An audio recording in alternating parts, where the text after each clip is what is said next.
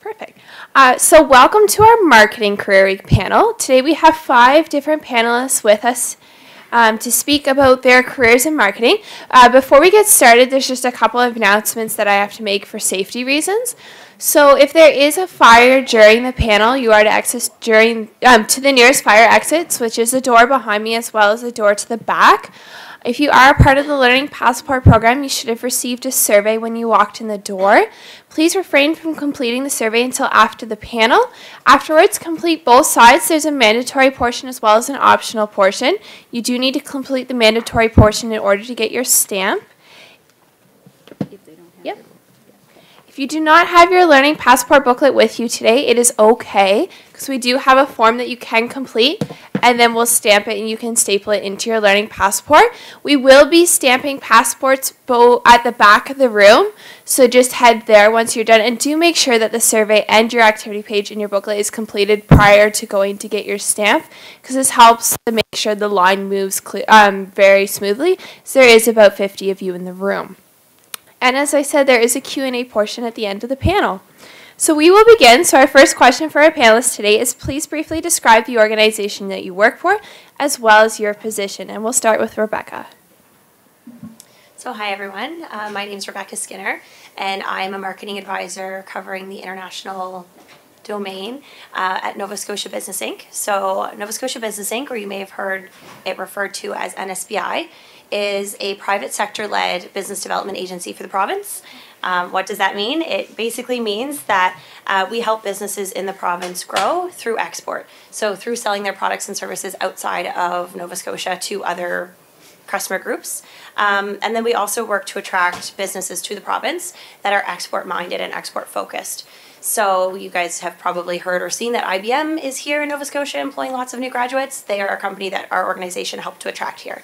And so what I do at NSBI is I work to market Nova Scotia as a jurisdiction to do business and to invest. So outside of the province, any ads that you see about doing business in Nova Scotia, it tends to come from me and my colleague. My name is Sarah Burden. I am a licensed real estate sales agent with Remax Nova here in the city. Remax is the largest real estate brand in the world. We're in 100 countries with nearly 120,000 agents working for us. Some of my day-to-day tasks involve meeting with clients, both buyers and sellers, to help them either find a home to live in or sell their current property. We do that through extensive market research and analysis, by marketing and promoting their home on different online resources, websites, social media platforms, and then, of course, being in constant communication with the clients and other industry partners. My name is Ashley Kiske. I'm a digital strategist and digital team lead at MW360 Media. It's a mouthful. That's basically a full-service media agency, and I'll give a definition because a lot of people don't know what that is. I like to say that we're the strategy behind marketing campaigns. So we don't actually create the ads, we tell our clients where and when they should be placing them. So billboards, TV commercials, radio spots, all of that comes through us. My niche is the digital space, so search engine marketing, social media, any display ads that you would see, I take care of all of that, as well as managing the 5 colleagues underneath of me. It's a really, really interesting industry. We do everything from digital to traditional, so like I mentioned, TV commercials, radio spots, etc. There's a lot of research that goes into it, and we have a ton of clients that you would recognize, one being MSVU. Hello, my name is Lynn Mccrory, and I am a Mount PR grad from a long time ago. I'm also on the alumni board, which is how I got invited here today. My company is called Handler Inc. It is a PR and marketing company. I actually started it in Calgary and moved it with me to Halifax 3 years ago when I moved back. PR and marketing, I've kind of woven the two. So I do PR with a marketing bend and I do marketing with a PR bend. So if my clients are organizations, I help them become known for what they do best in a good way. Using a multitude of different things such as buying advertising, using free advertising, social media, and everything else. So I like to help my clients be known while I stay unknown like the wizard behind the curtain. So thank you. Thanks, Lynn. Hi everyone, my name is Jennifer Punch. I'm Director of Marketing and Sales at the Discovery Center. And for those of you who have not been yet, shame on you. The Discovery Center is a brand new science center on the Halifax waterfront. And in my role, Director of Marketing and Sales, I am in charge of 4 out of our 5 revenue streams. So I look after admissions, membership, venue rentals, and our shop. As part of the strategic leadership team, I manage my marketing communications team, event services team, and also our front of house visitor experience team. Thank you. So our next question is, what do you like about your work and what do you find the most challenging? And we can start with Sarah. Okay, so my answer for both those questions is the same, and that's that every day is different for me.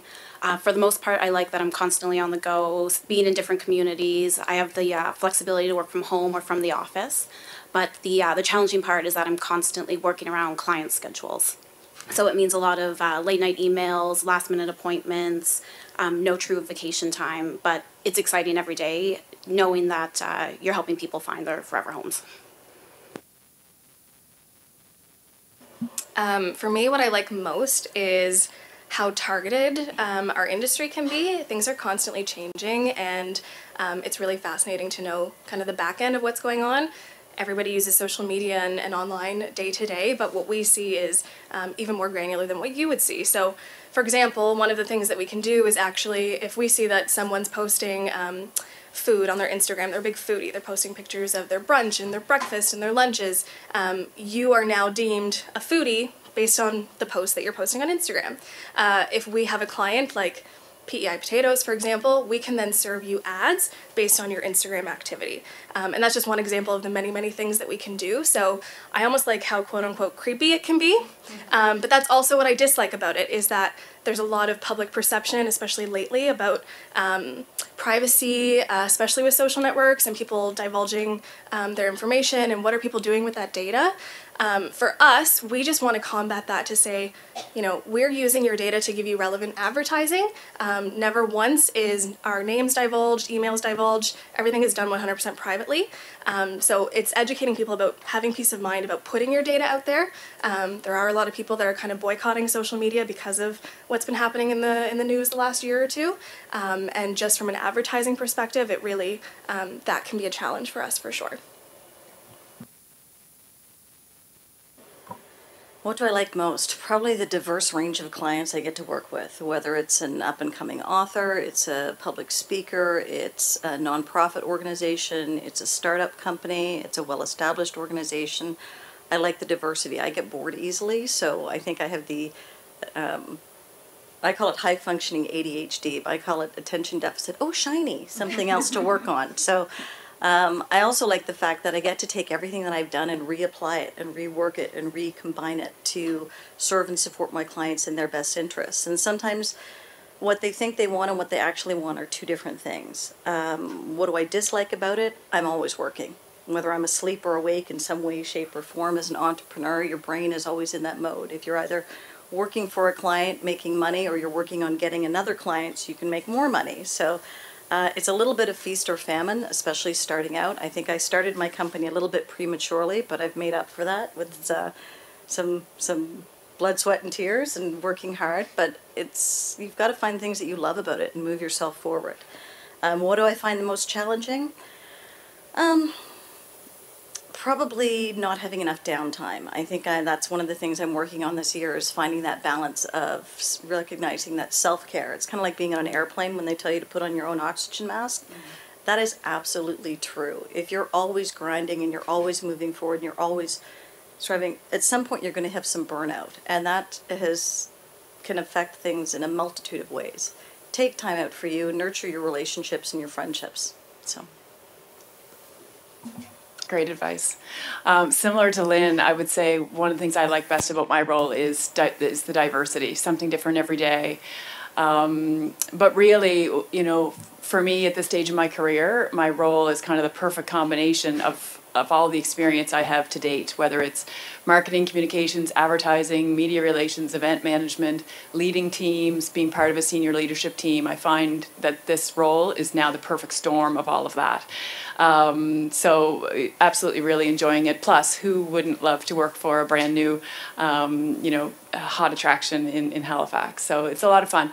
What I find I'm disliking the most is, Ashley, you touched on the power of social media, and obviously social media works a lot in our favor, but there are times that consumers have a very big voice right now, and I had forgotten what it's like to be face-to-face with consumers until just recently. So, our team works very hard to bring Halifax the best in terms of experiences and exhibits, but with one click, our reputation can be jeopardized by a bad review or bad piece of feedback. So that is annoying lately. What I find most challenging is staying current. For us, we put 10 years of planning into this brand new facility, $24 million of fundraising, tons of time into brand new exhibits and experiences. And the day after we opened, we asked ourselves, what's next? Because staying current is absolutely vital. We want you to experience something different every time you come. And that roller coaster of staying current can be expensive, can be very time consuming, and can be difficult when you're running a 7-day-a-week operation. I think my comments will definitely echo the other panelists in terms of the thing I like most is variety. Maybe it's just a function of working in marketing, but there's always something different every day. Always different creative approaches you can take to kind of tackle things. So I really enjoy that challenge.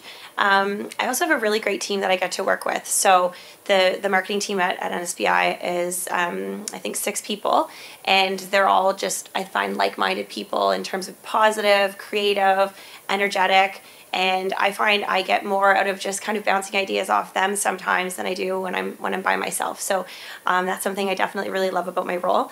Something that I think is challenging for us can be focus. So when we're promoting Nova Scotia, there are so many good things about this province that it can be really challenging to pick the best ones, because if you're promoting 8 different things about why Nova Scotia is great, it's not as strong as going really, really heavy with 3 top things that are really amazing about the province that could attract someone's attention. So as someone who's lived here for, I guess, almost 12 years now, I'm passionate about Nova Scotia. I love the mandate of my organization. It's what drew me to that company. And as a result of that, I sometimes get excited, like, oh my gosh, there's this really cool thing about the province, and it's a really great story, we should tell it. And I just have to remind myself what's going to be that hook for people, and to stay true to those key pieces that will really go further, and then how to categorize those other nuggets, I guess, at a later date so they don't get missed completely. So I think focus is something that that I find challenging, just because there's so much positive things to promote from my perspective. Our next question is, how did you end up where you are today? So this could be a cooperative education work term, it could be a part-time job, it could be someone found you after graduation, or you applied for your job, or you could have bounced around from one job to another job to land where you are today. But what is taking you to that place? And we'll start with Ashley. So I actually have kind of a funny falling into where I'm at today. And in the media world, we actually joke that everybody's kind of fallen into the media world, and same with lots of marketing legs. So I was a student at St. FX. I was graduating in 2015, and I actually had a integrated marketing communications class, and I had a part-time professor. So he was working as a consultant in Halifax and just driving to Antigonish occasionally for the class. He had actually taken us on a field trip to Halifax one day to meet with various, so there was creative teams, there was client direct, and then there was also media agencies. And he had sent around a piece of paper to ask everyone, where would you prefer to go? And I honestly, at that time, literally didn't know what a media agency was. That's why I'm so passionate about talking to students, because it's not a realm that a lot of people know about. So I had no idea what a media agency was, but I checked it off because I thought it would be interesting to learn. And I actually wasn't going to go on the field trip because I already had a job, and I thought, it's not really, I'm fine. So I ended up going. I met my boss. We spent half a day at my current company. And as soon as I left, she reached out to my professor to say, you know, what is she doing after graduation? We want to hire somebody that's a new grad. Is she interested in talking to us? And then the rest is kind of history. So, you know, take any opportunity that you can get and really rely on your professors, because they have so many more connections than you probably know. So, you know, go speak to them, make a relationship with them, and they can definitely help you out in that regard. Oh, I'll try and give you the short version because it's a bit of a long, winding road. I did my first degree. I got a Bachelor of Arts in English from Acadia University. I'm born and raised in Halifax. So I came back here and worked for a couple of years deciding what I wanted to do next, and really felt a little bit lost, and I at least had one degree under my belt, so that was good. I had that base to work from. During that time, I met some people that were PR students at the Mount, and I had a certain affinity with them, so I explored the opportunity. I had the privilege of meeting Rick Emberley, who at that time was the president of Bristol Group, which sadly is no longer with us, but Rick and I are still in touch, so it's a good story. And I had a detailed conversation about what I was getting into, so I did. So I went part-time to the Mount. I applied for the PR program, which at that time was apparently really hard to get into. I don't know if it still is, but by fluke I got in. I wound up doing 3 work terms. My first work term was D&D Public Affairs. My second work term was McCain Foods in New Brunswick. And my third work term was AGT, when AGT was becoming TELUS out in Edmonton. So I actually spent a year at West, graduated on a work term, stayed and played, came back, graduated in absentia. That wrapped up in a year. TELUS went through a massive downsizing. So at that time, Christmas time, Rick had asked me if I wanted to move back to Nova Scotia. Went back and worked for Bristol Communications on the Trans-Maritime Pipeline project. That wrapped up in a year. I packed up everything, moved back out west to Calgary, figuring I had oil and gas experience. Spent almost 18 years out there. During that time, I worked for TELUS again. I worked for AGT. I've worked for Imperial Oil and a bunch of other different companies. Started my own company in 2001 after working with Fairmont Hotels and Resorts in Lake Louise. And kind of challenged it from there. I wound up moving back 3 years ago. One, my mom's getting a little older and is in nursing care, so it was a logical choice to move back, and I don't regret it. Halifax has always been home. I've been back once or twice a year, so I still have some of my clients out west that I do some work. In this day and age, you don't physically have to be with your clients, which is great.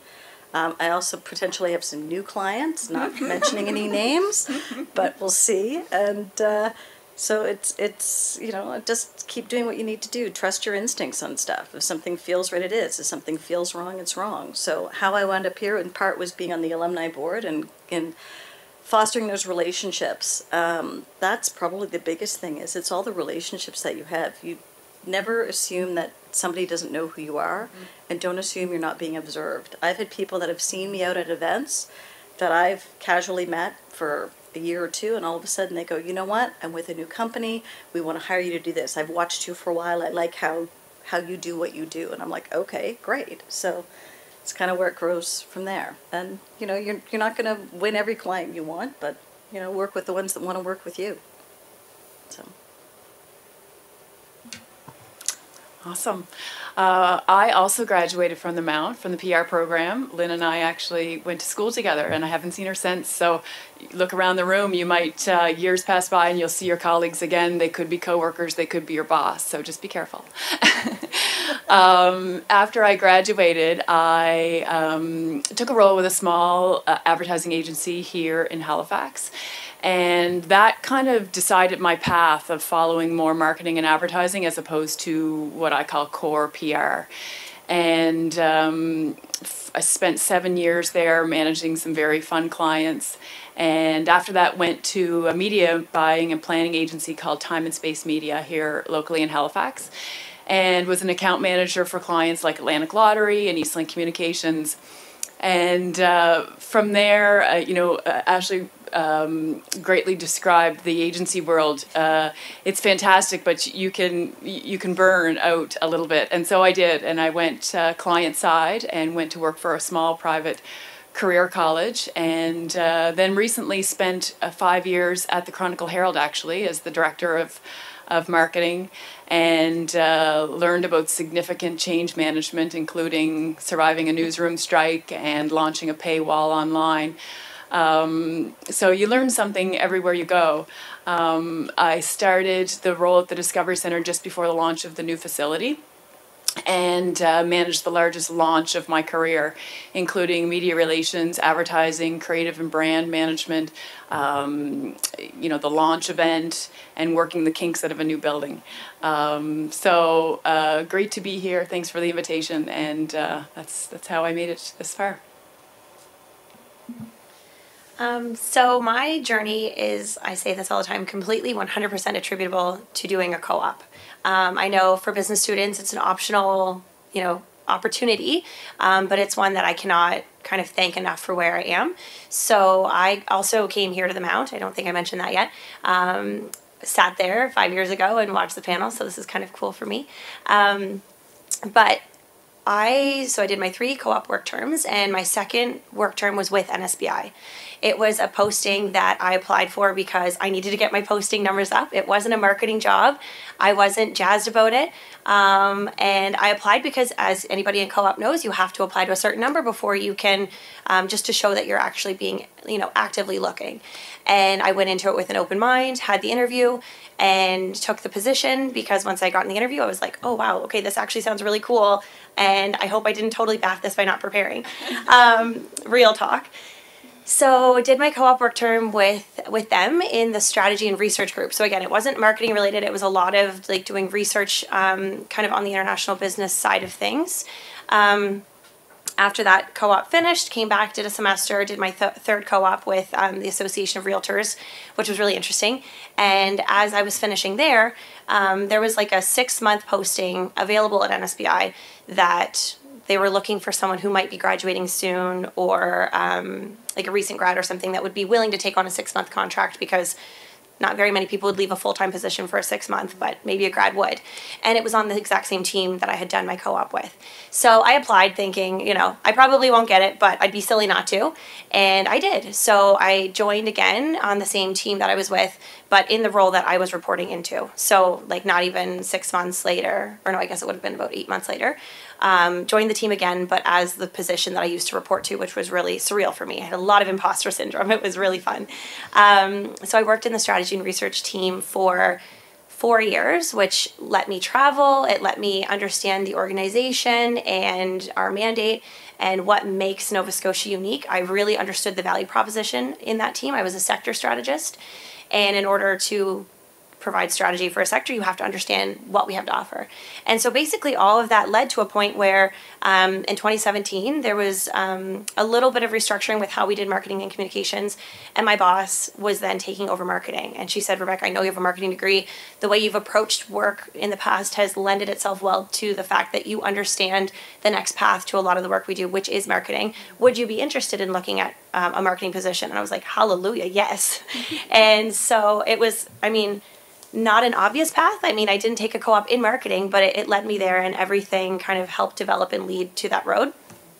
And so I would just say, be open-minded with the opportunities you get through co-op, guys. If it's an organization that you can agree with the mandate and the mission for, and it's something that you get really jazzed about, which NSBI was for me, don't say no to opportunity, because everything in this province, if you haven't noticed yet, is about connections. And the more connections you have with people, you never know where they're going to lead. So if you haven't already, sign up for co-op and keep an open mind.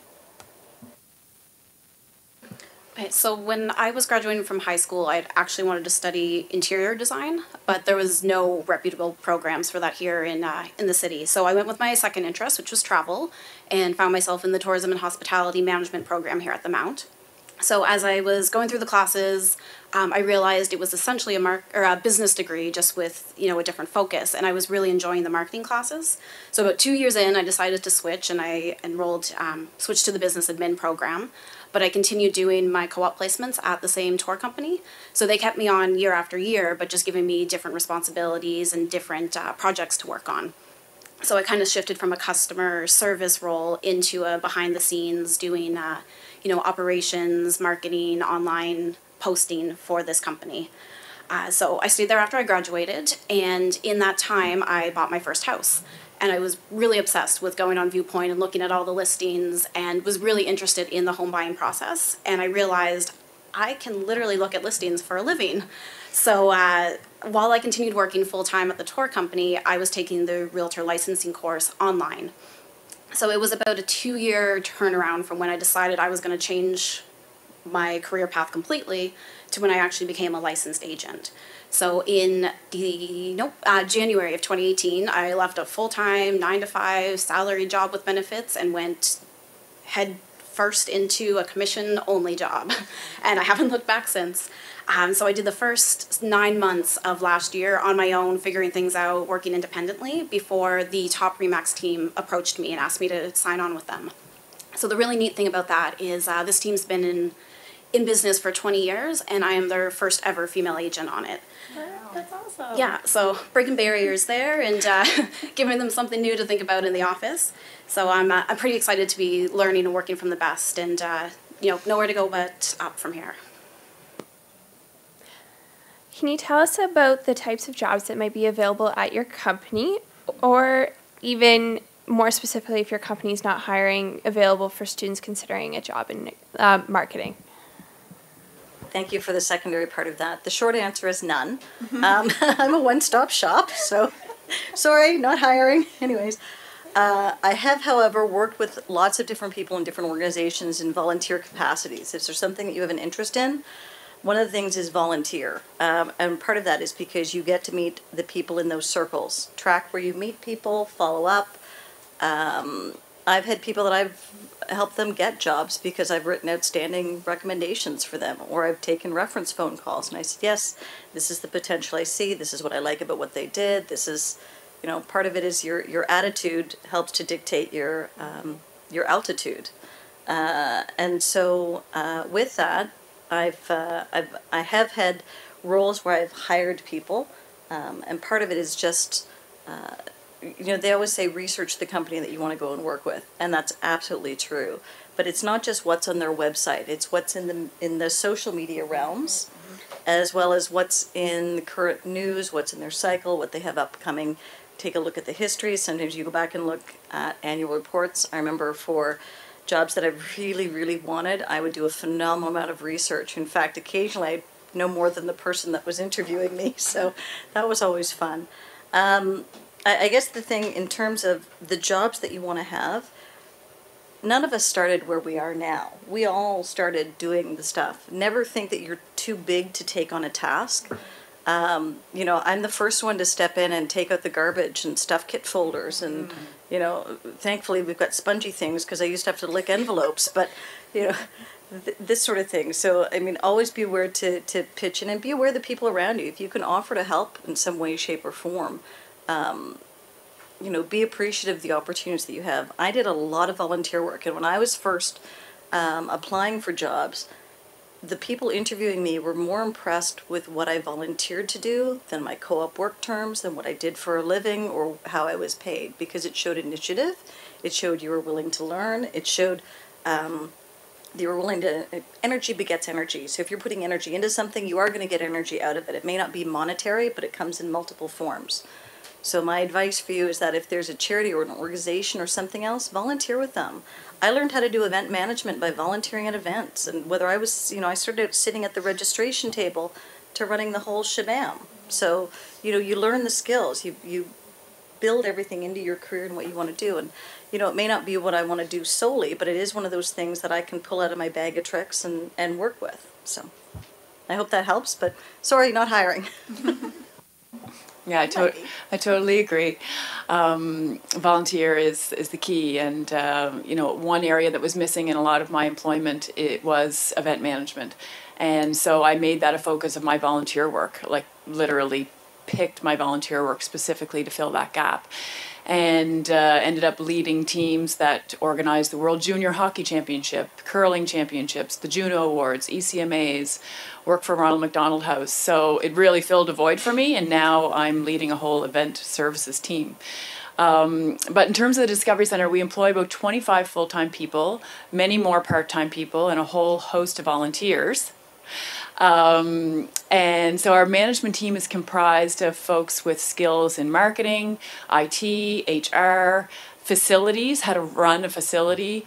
There's also, a lot of education folks, science grads. Our frontline staff are primarily science grads, bit of education.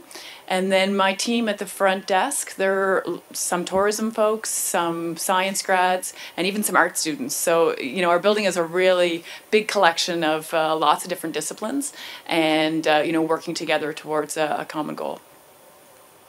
May I add one more thing? Sorry, I just asked if I could add one more quick thing, which sparked that when you were talking about volunteering and doing events and stuff like that. It's a great way that you get to attend these events that are way outside your price range, because some of the ticket prices are pretty rich. Yeah. However, you do get to meet the organizing committees and the board members and the guests that are there. And if you make a good impression and you follow up and whatever else, who knows what it can lead to. Again, never assume you're not being observed. So showing some initiative. I've made some great contacts by volunteering at events. And, some of them have been lifelong friends that have brought me clients, and some of them have become clients or clients that have become friends, or whichever way it works. So step out of your comfort zone. You've got nothing to lose and everything to gain. For sure. Okay, I'm totally going to layer on what Lynn was talking about, stepping outside of your comfort zone and saying yes to helping and volunteering with events. The Business and Tourism Society here on campus, I was a member of it for the years I was here. I know it's still very active because I follow it on Instagram. But they do a conference every fall that is not only a really great opportunity to learn and to attend, but if you're volunteering with it, you get to speak to all the speakers one-on-one. Like, I had some really, really great conversations with Phil Otto from Revolve Branding and others that were coming to be there as speakers that would, students wouldn't normally get FaceTime with them. They're kind of in and they're out. But as someone who was speaking at the conference, as my role at Business and Tourism Society, I got to introduce myself, get a business card, and have that contact. So that's just kind of a quick little piece of advice to layer on that comment. But in terms of jobs that might be available for students at NSBI, obviously you guys can guess what I'm going to say, co-ops.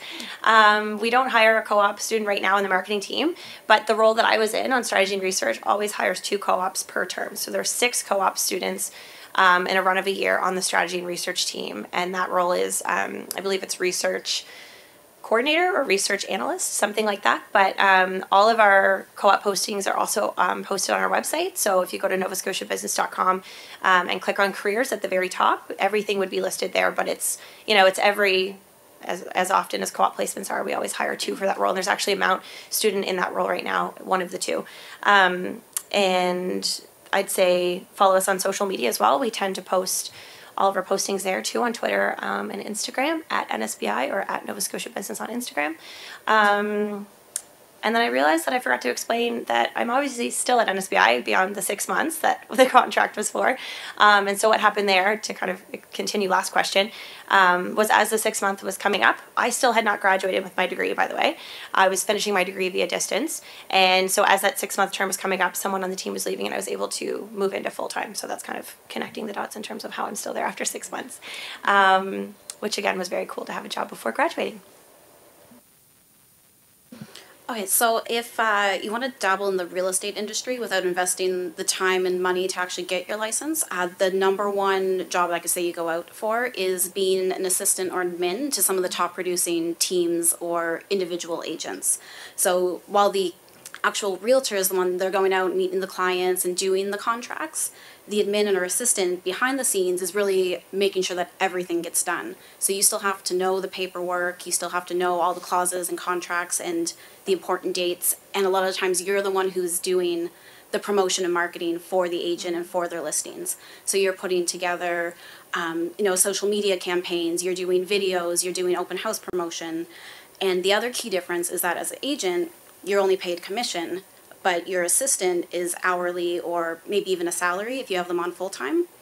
So the better that your agent does, the more secure your job is, but you're still getting paid no matter what. So that's kind of a good way to get in and see if it's something like, if you want that fast-paced, every day is changing, but still with a constant knowing that you're going to get paid at the end of the day, even if the agent has to wait a little bit for theirs. And then some of the other areas of the real estate industry you could get into that isn't necessarily being a realtor. I mean, there's home inspectors, there's paralegals, there's mortgage advisors and bankers. So if you want to take your business degree and still work in real estate, you know, you can advise people on their mortgages. So there's lots of different aspects that you can get into without actually becoming a licensed member. So in the media world, I'll just blow out a little bit of the types of things that are available, and every agency is structured different. You know, time and space works different than we do, for example, but you know, kind of how the food chain works is you would start, an entry-level position could be called something like a media coordinator or an assistant media planner. So you're helping do all of our trafficking, and basically that just means you're telling our suppliers what they should be running and when. You're doing research. You're really just assisting in that planning process. That could be from the traditional team, and when I say traditional, I mean TV, billboards, out-of-home, radio, that sort of spectrum, or you could also be working on the digital team. From there, it kind of splits up. So if you're really interested in the digital space, there is a digital team. Most agencies do have a digital side of things, so you would become a specialist in social, search engine marketing, display, influencer marketing, native content. There's so many pieces to that. Or if you were more interested in the traditional side of things, then you would become a TV specialist, at home, radio, etc. Those are kind of the roles that we have. We do also have an analyst, so they're responsible for doing all the reporting that comes out of the building, really looking at numbers, and we pump out reports to every single client that we do, and we really work to not just give them numbers of how their campaign's performing, but also tell them a little bit of a story. So if you're good with numbers, but you really want to dabble in that marketing world, there's definitely a role for you. It's not just, you know, fluffy coming up with creative. There's a lot of strategy, a lot of tactical analysis, a lot of research that goes into it, which is why I like it, because it really is a mix of the two. There's also, from our perspective, co-op opportunities all the time. So that could definitely be something to look into. And one piece of advice that I do have is if you really have your eye on somewhere that you want to work, you say, yeah, I definitely want to go, but you keep not seeing job listings, there's nothing posted, just reach out to them. Coming from a small business, and sometimes we don't know what we don't need. So at the time, if we get an email from somebody and they're well connected, they know what they want to do, they're very informed about our business, and they're looking for a position, we have absolutely, I'd say 90% of the interviews that I've done in the last couple of years have been from people that are reaching out to us directly. We've actually only ever posted one job one time. So anybody that's hired within the company just comes either because they've reached out to us or they've been referred. So never, ever, ever be afraid to reach out on your own and say, what do you guys have available? Just FYI, I'm graduating soon and I'm really interested in your organization. What can I do? Because they might make something for you, even if it's not posted. If you had to do your career over again, what would you do differently? And we can start with Jennifer. I don't know if I would do, I mean, if you gave me a wish list, I could probably come up with a few things I'd do differently, but honestly, I don't think I would change a thing. I've worked with some amazing people. I say the only good thing about getting old in this city is that you just meet more people. And I certainly have a great network of people. I've worked with some fantastic folks, many who've become lifelong friends. And those who haven't, frankly, taught me a lot about working with different personalities in the workplace, which is important. You know, and I've also managed to balance that out with some, you know, work-life balance with a, you know, great family, and managed to stay here in Halifax, which I did not think I would do. First thing I thought I would do was move out west, but suddenly, you know, you get your first job, you get your first apartment, and everything follows from there. So I'm very happy with my choices, but, you know, if there's trips I could take, maybe I have some regrets, but no, very content. And you guys pretty much know my whole career story now because I just explained it all. So it all lined up so well that I don't think there'd be much I'd change on that front. If I could change anything kind of on the preparation side or leading to my career, I probably would look at doing electives sort of on design. So one skill that I find that I could really strengthen right now, 5 years after graduation, is some of that creative design stuff. So members of our marketing team uses the Adobe Suite in terms of InDesign, Photoshop, all of the ones that they have. And everything that I can do in it now is pretty much either my coworker teaches me, or I Google it, or I play with it. And I just feel that it's something that isn't necessarily front and center for marketing students, or at least it wasn't when I went through the program, in terms of something you should think about. But it's something that could help set you apart too when you're looking at positions.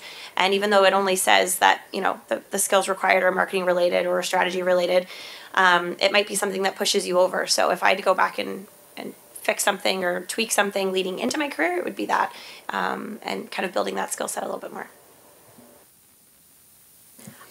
I would have started this career sooner. I think I mentioned earlier that it took me a good 2 years before deciding I wanted to do it, and I actually did it. So, I mean, I could have done it as quick as a few months if I really had pushed myself harder. So that's what I would have changed. I would have gotten into this a year and a half, 2 years earlier than I am now.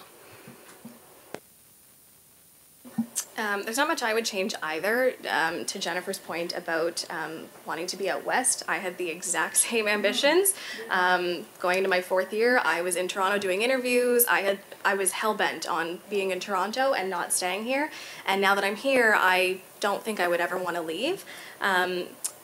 I did this, so I wouldn't change it, but just advice for you. I chose to work where I'm at because it is a small company, and you get to learn, you get to be a jack of all trades. So don't get your eyes caught by flashy salaries and, you know, working in big cities and big names right away. That will come. It's just going to have to take some of that blood, sweat, and tears, but working for some of those small businesses, don't be afraid to reach out to them, because you can be a jack of all trades and you can really get into the weeds and get into the nitty-gritty, and you may know more than somebody that has a fancier title at a bigger name, because they, you know, are doing that one thing and that one thing only. So I wouldn't do anything differently, but those are definitely things that did cross my mind. So, yeah. Oh, this is a little bit of a tough question, because I guess the answer would be everything and nothing, depending on my day or my level of frustration at certain things. So going out west was a great decision for me, and it's one of the reasons why I tried it out on a work term, the reason I stayed and the reason I went back. I only intended to go back out for about 5 years. I figured I'd get a lot more corporate experience, then maybe I'd move to Toronto, or maybe I'd move to the States, or, you know, maybe I'd wind up here. And, you know, whatever you think your life is going to be open to the opportunity that you may not know what's best right now. I love the comment, Ashley, that you made about working with nonprofits and small companies and small businesses, because it's true. You get to get your fingers into a bunch of different things that you wouldn't normally get to do. I've done all of that. I had a little different experience with TELUS as they were going through a massive downsizing. So as the co-op student, for those of you who are Trekkies, I kind of put on the red uniform and took on stuff that were way past my skill set, way past my pay grade, and it was just throw yourself into it and figure out how it's done. Say yes to opportunities. A little bit of fear is a good thing when you're challenging yourself. If you're not a little bit excited or nervous or fearful, then maybe it's not enough of a challenge for you. And we as humans are designed to be growing. If you stay in your ruts, it's going to wear you down. So find things that inspire you, and things that I would do differently. I probably would have gone back to do an MBA sooner rather than later. Now that the Mount offers their Masters in Communications, I know that they're revamping the program, so I'm debating that.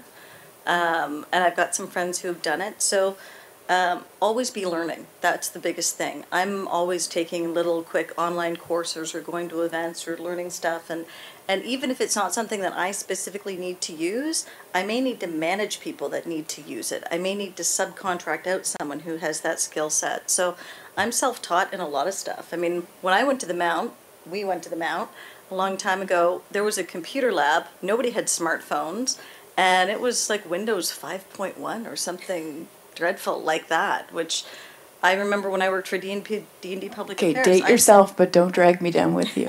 Oh, we're in it together, sister friend. Anyways, I mean, I'd send something to print, and I could go for lunch and come back, and it would almost be done. Like, it was, so, you know, you guys have a lot of advantages we didn't have. I mean, calculators and your smartphones? I actually had to learn math, guys. Come on. So, anyways, no, it's always be learning. I'm curious about graphics. Anything that you're curious about and you have an interest, challenge yourself, acquire it. I mean, you may not be part of your career, but it's going to be, you know, in your repertoire of skills and understanding. So always be learning. Stay curious. Wow, that sounds like a beer ad, doesn't it? Sorry. Stay curious. It's the Discovery Center slogan. Oh, is it?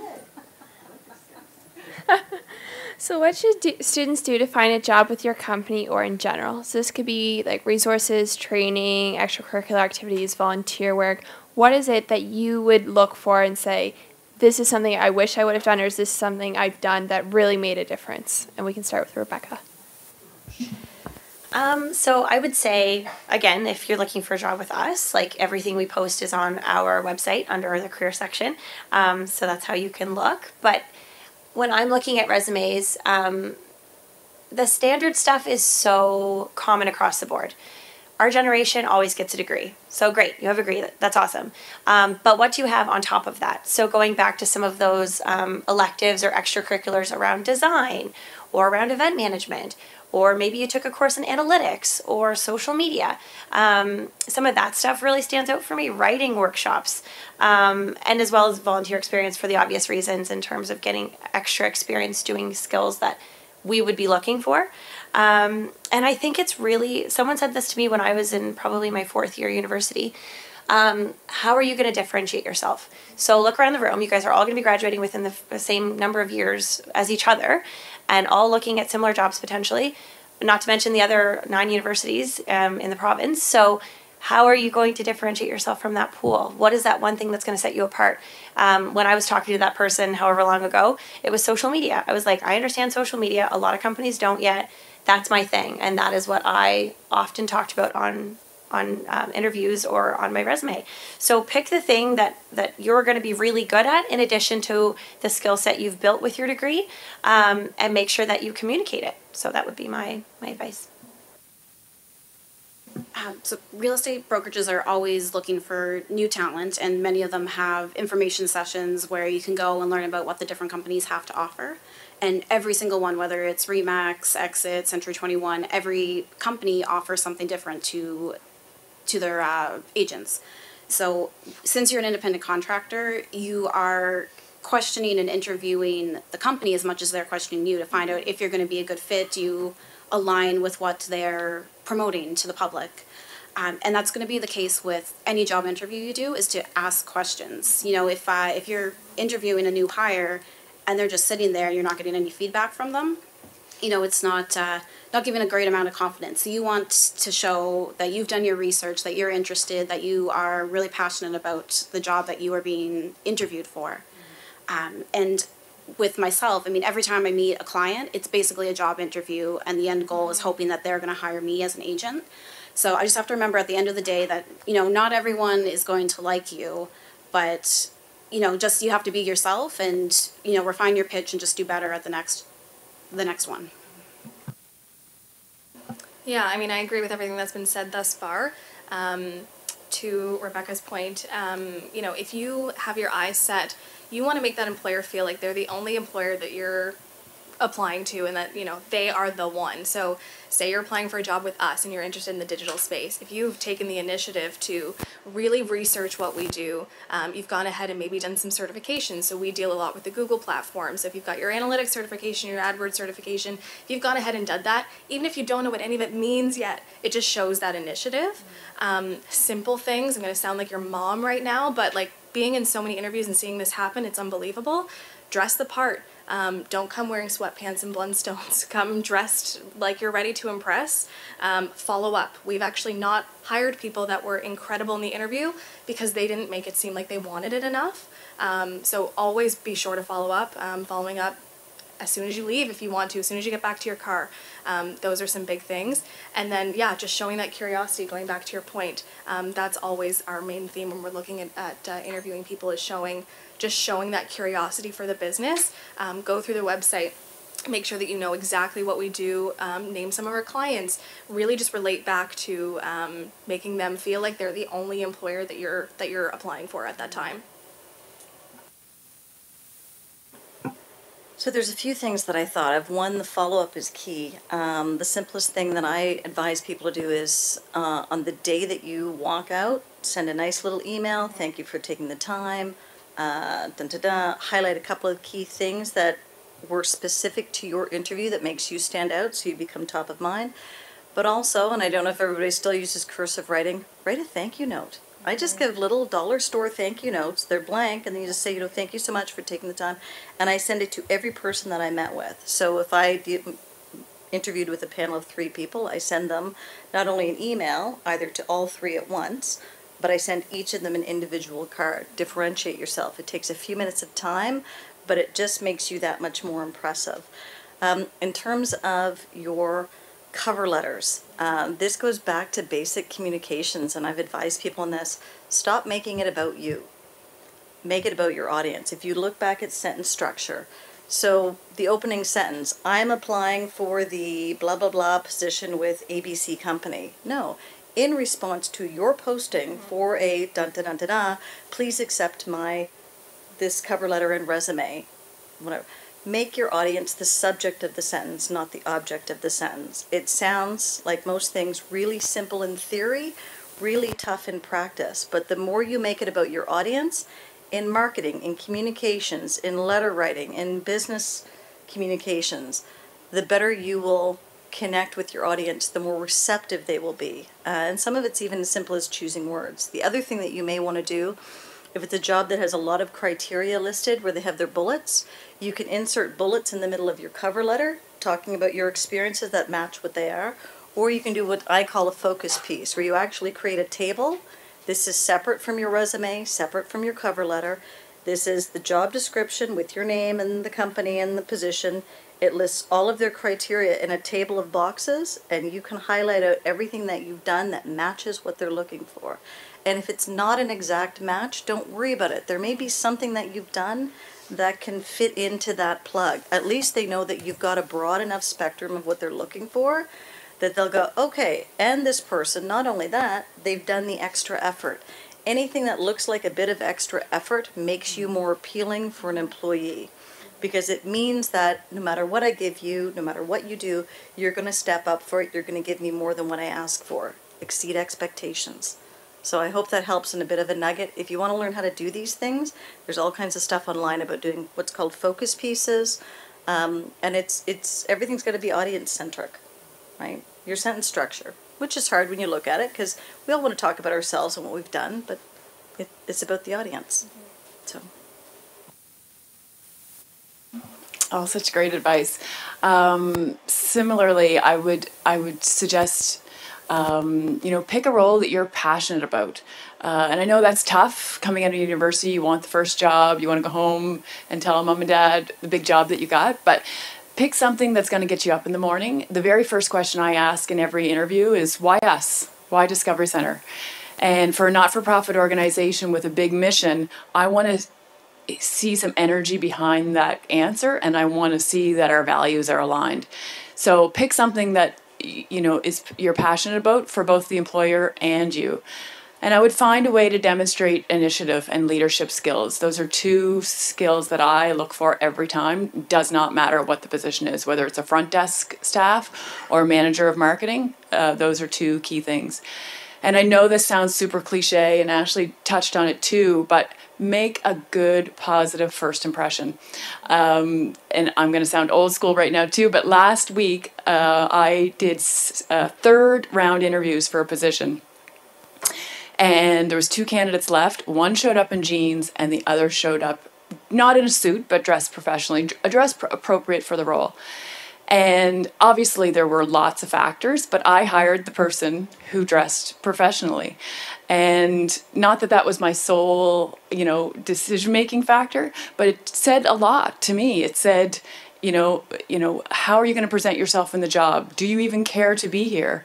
What kind of customer service can I expect from you? I read a lot into the move, and, so make a good positive first impression. And it doesn't have to be about your clothes. It could be a great handshake, could be a good smile, could be courage enough to go up to a stranger.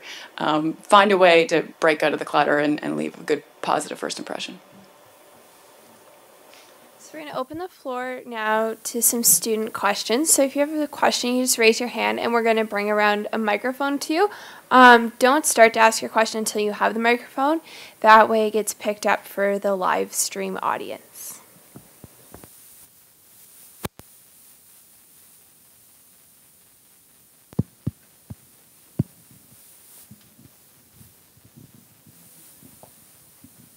Hello.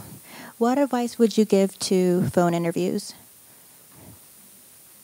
I have a phone interview on Monday. Okay, so I can work from home a lot, and the number one tip for that is to actually get dressed for it. Do not do a phone interview in your PJs or sweatpants. Put on your dress pants, put on a blazer, do your makeup, do your hair, because if you feel confident, you're going to sound confident on the phone. So it doesn't matter if you're sweating through your shirt, they're not going to know that. The point is that you look good and you're going to present how you feel. May I add to that for a second? One of my brief stints was in telemarketing, which is all done on phone sales, phone marketing. I am a little bit phobic about doing phone sales now because it's hard work. But one of the things that I did was I would overdress. I wore suits to work. Other people were wearing jeans. I sat up. I didn't sit in the desk. I always sat up at the thing. Pause before you speak. People who tend to rush, and as somebody who talks a lot, this is really tough to learn, but pause before you speak. Make sure you understand the question, don't assume, and answer just that question, rather than doing what I used to do and ramble on about 8,000 other things that you want to throw into the conversation because I thought they were important. So smile when you talk, right? Keep notes with you. Keep your resume in front of you. Keep the job description in front of you. Make notes all over it with pens. If they ask something, if there's something in the conversation that you forgot to say earlier, jot it down so that at the end of the conversation when they say, is there anything else you'd like to add? Then you can go back and reference back to it in a very smooth, seamless kind of flowing manner without being all over the place. So I hope that helps. If I could just chime in as well, congratulations on your interview, by the way. I do a lot of phone interviews. Frankly, you guys are applying for jobs. Imagine being on the other end of it. We're getting, in some cases, 150 resumes for positions. So it's a lot of work to go through them. And so I start every position with a round of phone interviews, often 8 to 10. Narrow that down to maybe 4 to 5 to face-to-face interview, and then 2 people for final. So you have a big advantage. You get to have notes in front of you. From PR training, we were always taught, have your key messages in front of you, and no matter what the question, find a way to weave them in. So you need to have in front of you exactly what you want to communicate, and if they don't ask you the question, find a way to get it in there somewhere, right? And I agree with dressing the part and all of that, but be succinct with your answers, have a beginning and have an end, don't go on, but make sure you get what you want to say in there. Yeah, you're going to do great.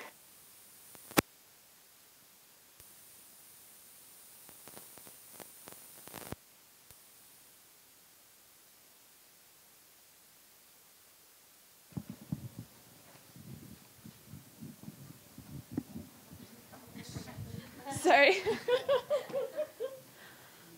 Hi, I was just wondering about responding to something negative that happens in relation to your company. So if you're in a situation where there's some sort of instance that happens and might reflect poorly on the company, how you would recover and the effects that would have on the company, and how you would go about doing that depending on the situation.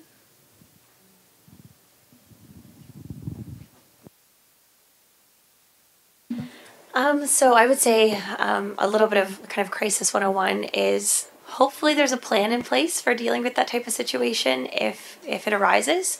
For me personally, I'd go to our communications and our public affairs people and describe the situation.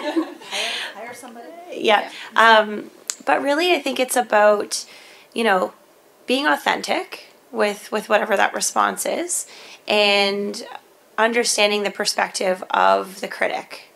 I think that can help with being authentic, and really just getting in front of it as quickly and as efficiently as you can with the resources you have. It's kind of vague, I'm sorry. I'd 100% agree. Getting in front of it quickly is key. Getting some help. I wouldn't tackle that on your own, only because you can make really quick decisions. And it's just great to have a little second eyes on whatever your response is, because your response is critical. They're going to come at you again with something else. You want to make sure it's well thought through. So extra set of eyes would be ideal. Be authentic. be true to your values as an organization. And when you're wrong, say you're wrong, and then get it off social media as quickly as you can. So, give a great response so the rest of the group can see that you're engaged and can see the answer. But then take the conversation offline if you can.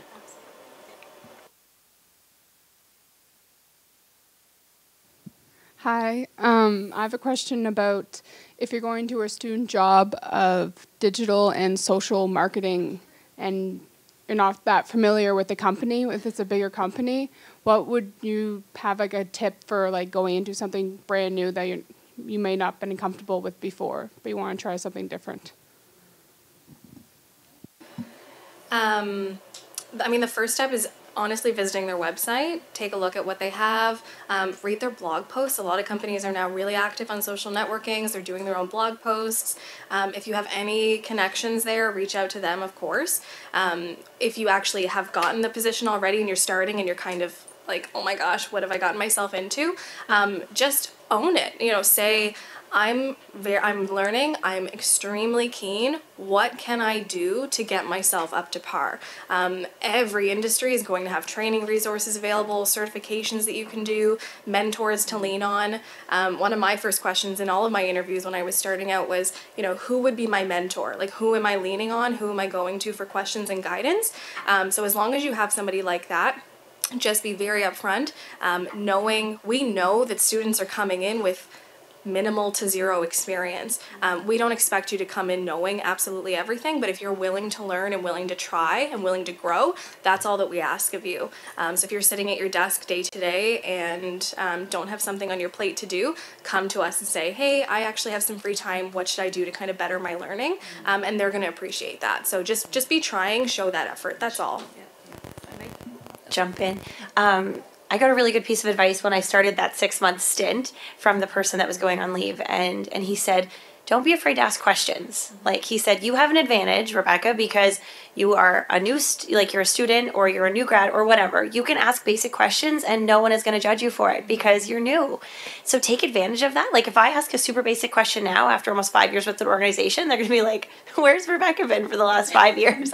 Like, why is she asking that question? But if you ask a question now, it's just like, it's almost like a get out of jail free card. Like no one's going to judge you for it. We're like, as we were saying, we don't expect everyone to have all the experience. And it's almost comforting as the employer to get questions asked because it shows that, okay, they're thinking and they're not just sitting quietly and I don't have to wonder, are they getting it? I'm not hearing it much and they're really quiet. So don't be afraid to ask questions. And I ask that question all the time, but I'm not asking it because I'm looking for the right answer. So keep that in mind. Just learn a couple of nuggets. I want to know that you've done your homework. That's all. So learn a couple of nuggets. They don't also want you to know their entire life history. Pick a couple key things that you know are right and end your answer. Would be my suggestion.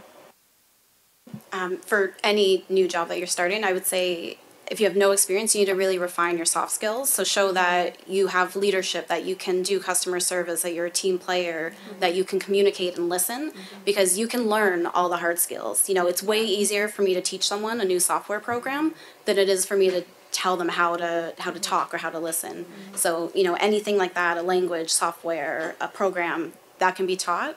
You just need to be the best version of yourself that you can be, and that's what they're hiring you for. Sorry, I'm just going to jump back in. I read this really great book a couple of years ago called The Motivated Millennial. The author's actually from Halifax. And one of the things that she was mentioning, I think it's chapter 1, is, I think you mentioned this earlier too, attitude over everything. So if you go in and you're faced with, and I've been in these interviews before where you've got you and you've got a bachelor's degree and then you're up to someone that's got an MBA or whatever, just because they have that skill on paper, if they don't have the right attitude and they don't have the right willingness to learn, you're going to get that job over them. So just always have that ability, that intuition, that curiosity, make your attitude your number one priority and be completely owning of the fact that you don't know everything, because we know that. So just attitude over everything is, the motto for sure.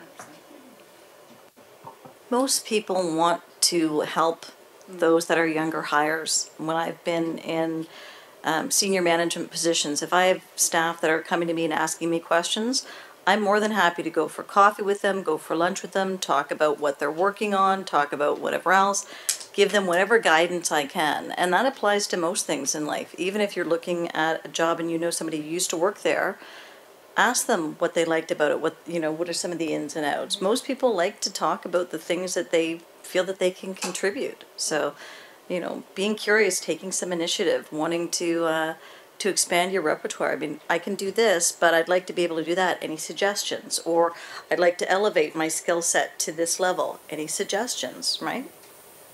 Just ask. Ask questions. Lots of them. So that's all the time that we have for today. Feel free to come up and talk to any of the panelists. If they have time to linger around, you can always grab a business card and send them an email if they don't. But it's a really great way to connect with some people in the industry you're looking to work in. You can get your learning passport stamped. It is at the back of the room, though. So don't come up to the front of the room because I don't have a stamper with me. So let's say thank you to our panelists before we get up and start moving around. I have passes to the Discovery Center if anyone's interested.